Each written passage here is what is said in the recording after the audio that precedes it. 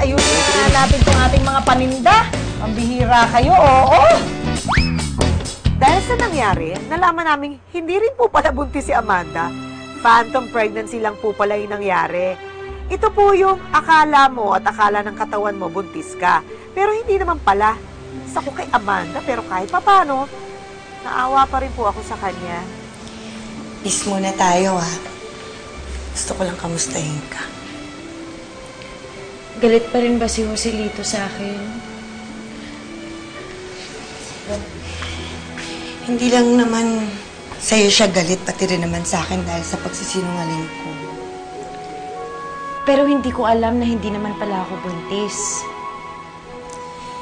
In-explain ko naman sa kanya, medyo hirap lang siyang intindihin yun. Alam mo na, gusto niya to eh. Talaga?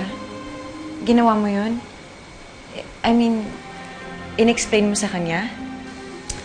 Alam mo, pareho lang naman tayo ng pinagdadaanan eh. Kaya naintindihan kita. Ang pinagkaiba lang natin, ikaw pwede ka pa magka-baby. Ako kahit kailan, hindi na.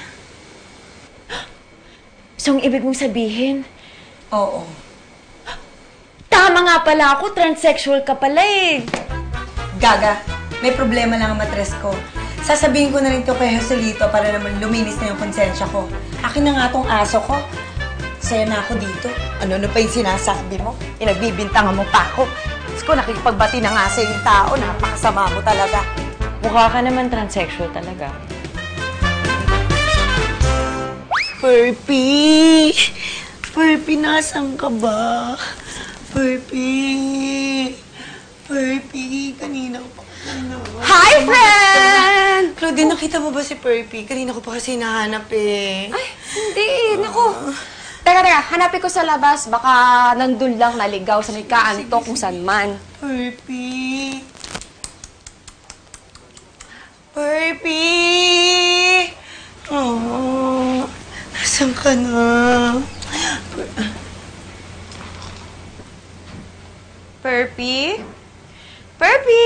Anong ginagawa mo dito? Siguro ikaw ang nagligaw kay Purpy. Ayan ka na naman. Kung makapagbintang ka, no? Papakainin ko pa sana si Purpy. Papakainin. Lagi, ikaw na. Here si Purpy! Here si Purpy! Purpy!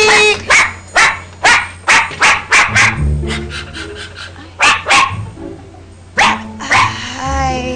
Hi! Dito ba nakatira si Purpy? Oo po. Purpy! Purpy! Yes, Purpy! No. Purpy! No. Sino po sila? Oh, my name is Chichi. Mema lang. I'm a dog interpreter. And nakasalubong ko si Purpy, and she was really crying.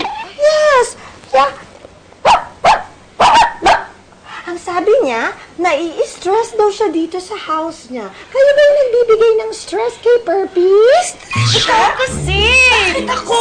Sigaw! Lagi ka sumisigaw, lagi kang galit! Napaparos na nga yung tao, sisigaw. At saka ang sabi ni Purpy, ginugutom niyo daw siya.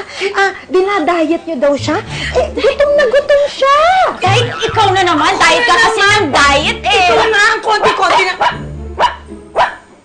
Ang sabi ni Purpy, sawang-sawa na siya sa inyong dalawa at sa environment dito, ibigay niyo na yung maleta.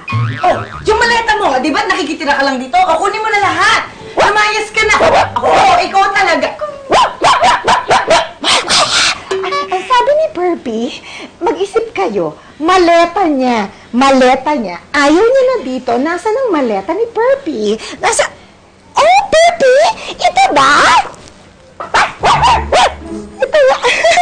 Okay. Purpy says bye. Bakit?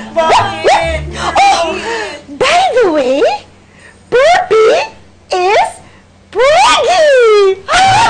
Yes! Preggy si Purpy? Purpy is preggy? Purpy will have a baby! Preggy!